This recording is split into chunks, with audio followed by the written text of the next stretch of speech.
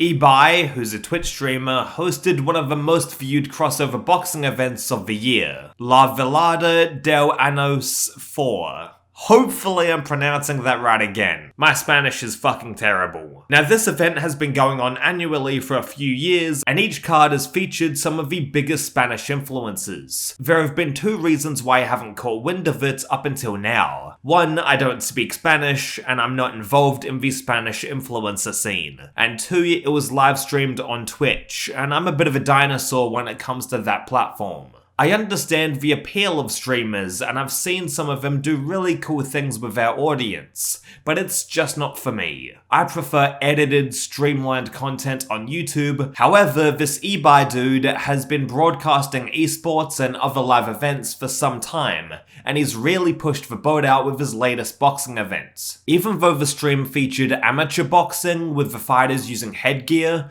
the production was absolutely insane, and they sold out an 80,000 seat arena. From a technical perspective, the video and audio quality rivaled w.a.d.e and the other major boxing broadcasters, and for just a group of content creators, they did an amazing job. I wanted to cover this event because of how viral it went and how other influencer boxing promotions can take, well, influence. There were over 3 million live viewers watching this event, and that's absolutely crazy.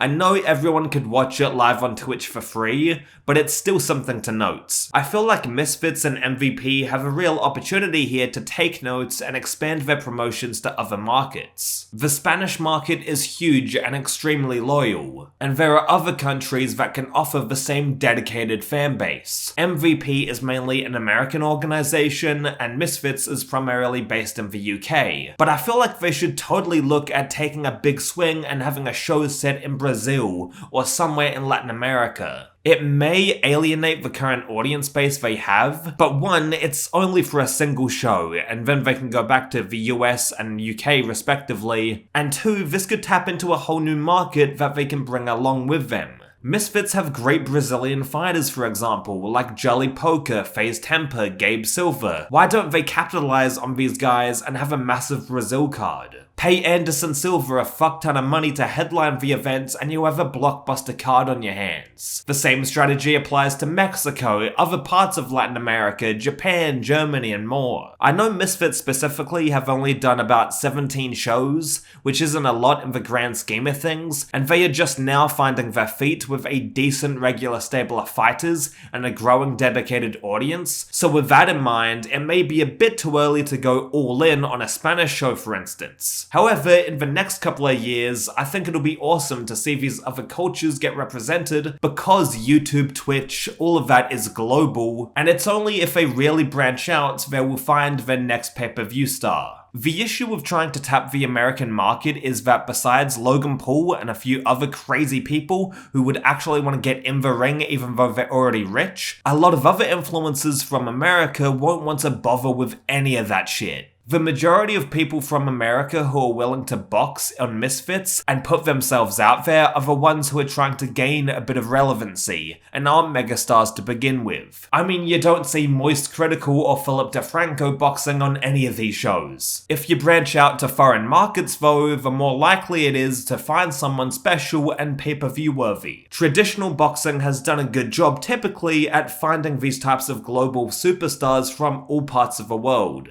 I mean, look at Canelo. Regardless, I'd love to see Misfits in particular do this, and Velada del Año, again, I am sorry for that pronunciation, is proof that you can find influencers from foreign markets who are down to box and can bring mega numbers. If you tell their story right and promote them correctly, you can make them stars in the Misfits world without even speaking the same language. I mean, look at Pineda. Anyway, this has just been a bit of food for thought regarding the future of the influencer scene. Let me know what you think. I'm back to making regular videos, trying to do them daily, and if you like that, then subscribe to the channel. Scripted combat sports coverage on hopefully a daily basis.